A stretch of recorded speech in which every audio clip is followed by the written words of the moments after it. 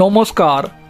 আরজিকরের ঘটনার পরে সামাজিক যোগাযোগ মাধ্যমে একটি খবর ছড়িয়ে পড়ে এই নারকীয় ঘটনার সাথে তৃণমূলের প্রাক্তন মন্ত্রী তথা বর্তমান বিধায়ক সৌমেন মহাপাত্রের ছেলে জড়িত আছে। যদিও পরবর্তী সময়ে সৌমেন মহাপাত্র সংবাদ মাধ্যমের সামনে এসে দাবি করেন সামাজিক যোগাযোগ মাধ্যমে তার ছেলেকে নিয়ে যে খবরটি ছড়িয়ে পড়েছে সেটা সম্পূর্ণ মিথ্যা।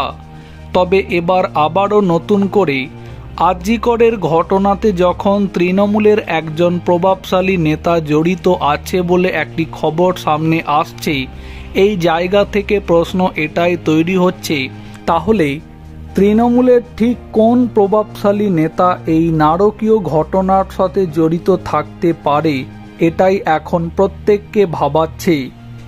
যেমনটা জানা যাচ্ছে, আরজিকরের ঘটনাতে এবার একটি হোটেলের নাম উঠে এলো। বেশ কিছুদিন আগে সিবিআই বিভিন্ন গুরুত্বপূর্ণ নথিসহ কয়েকটি ফোন বাজেয়াপ্ত করেছিল।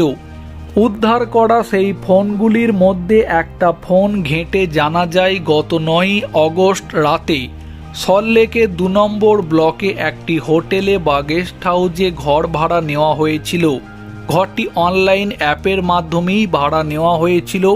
এদিকে দেখা গিয়েছে সেই হোটেলের ঘরে ওই দিন রাত্রি যাপন করেছে শাসক দল তৃণমূলেরই এক প্রভাবশালী নেতা, যার দরুন সন্দেহের জটিলতা আরও বাড়ছে সিবিআইয়ের নজরে।